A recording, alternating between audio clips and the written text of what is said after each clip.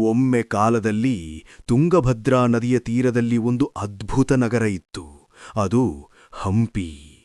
ಸೂರ್ಯೋದಯದ ಹೊತ್ತಿನಲ್ಲಿ ಬಂಡೆಗಳ ಮಧ್ಯೆ ಹರಿಯುವ ಮಂಜಿನ ಹನಿಗಳು ಆ ನಗರಕ್ಕೆ ಚಿನ್ನದ ಹೊಳಪನ್ನು ಕೊಡುತ್ತಿದ್ದವು.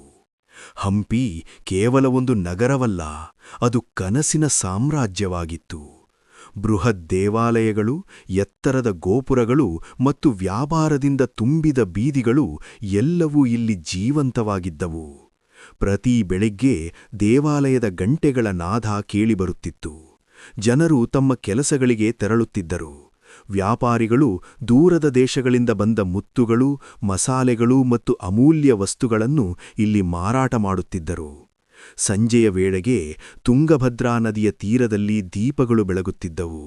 ಆ ಬೆಳಕಿನಲ್ಲಿ ಬಂಡೆಗಳು ಮತ್ತು ದೇವಾಲಯಗಳು ಒಂದು ಮಾಯಾಲೋಕದಂತೆ ಕಾಣುತ್ತಿದ್ದವು. ಆದರೆ ಕಾಲ ಎಲ್ಲವನ್ನೂ ಬದಲಾಯಿಸುತ್ತದೆ. ಒಂದು ದಿನ ಯುದ್ಧದ ಘೋಷಗಳು ಕೇಳಿಬಂದವು. ಆ ಮಹಾನಗರ ನಿಧಾನವಾಗಿ ಮೌನವಾಗತೊಡಗಿತು. ಬೀದಿಗಳು ಖಾಲಿಯಾಗಿದ್ದವು. ದೇವಾಲಯಗಳ ನಾದ ನಿಂತಿತು. ಇಂದು ಹಂಪಿ ಮೌನವಾಗಿರಬಹುದು, ಆದರೆ ಅದರ ಕಲ್ಲುಗಳು ಇನ್ನೂ ಕಥೆಗಳನ್ನು ಹೇಳುತ್ತವೆ.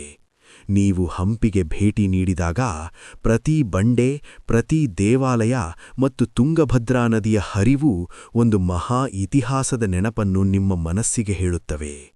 ಹಂಪಿ ಅದು ಕೇವಲ ಒಂದು ಸ್ಥಳವಲ್ಲ, ಅದು ಕಾಲದೊಳಗೆ ಉಳಿದಿರುವ ಒಂದು ಜೀವಂತ ಕಥೆ. ನೋಡಿ ಸ್ನೇಹಿತರೆ, ಒಮ್ಮೆಯಾದರೂ ಜೀವನದಲ್ಲಿ ನೋಡಬೇಕಾದ ಸ್ಥಳ ಹಂಪಿ.